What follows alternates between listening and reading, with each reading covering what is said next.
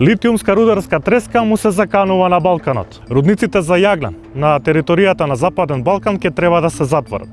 Но овој пат на Европа ќе бидат потребни нови рудници. Сега за литиум. Во Србија и Босна и Херцеговина се пронајдени едни од најголемите наоѓалишта на литиум во Европа. Но локалното население е против отворање на рудници кои ќе наштетат на животната средина. Се отвараат првите македонски фабрики за производство на литиумски батерии и на големо се издаваат концесии за истражување и експлоатација на суровини.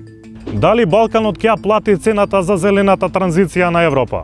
Mi takođe želimo održivi razvoj i želimo zelenu tranziciju, ali želimo da ona bude pravedna. Ne želimo da zemlje Zapadnog Balkana budu žrtve te tranzicije, već želimo da svi podjednako uživamo dostojanstven i zeleni život.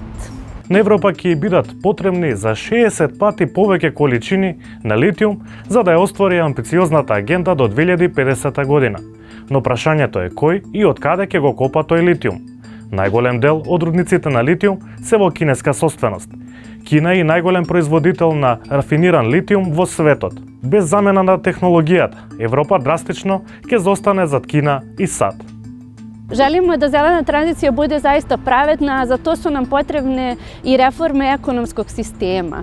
Na ovaj način ćemo samo novac koji je zarađen zagađenjem u fosilnim gorivima prebaciti na neku drugu vrstu zagađenja, a to je zagađenje iz rudarstva. Едно е сигурно, големите играчи нема да се откажат од отварање на рудници, но и локалното население нема да остане мирно и ќе се спротивстави на нивно отварање.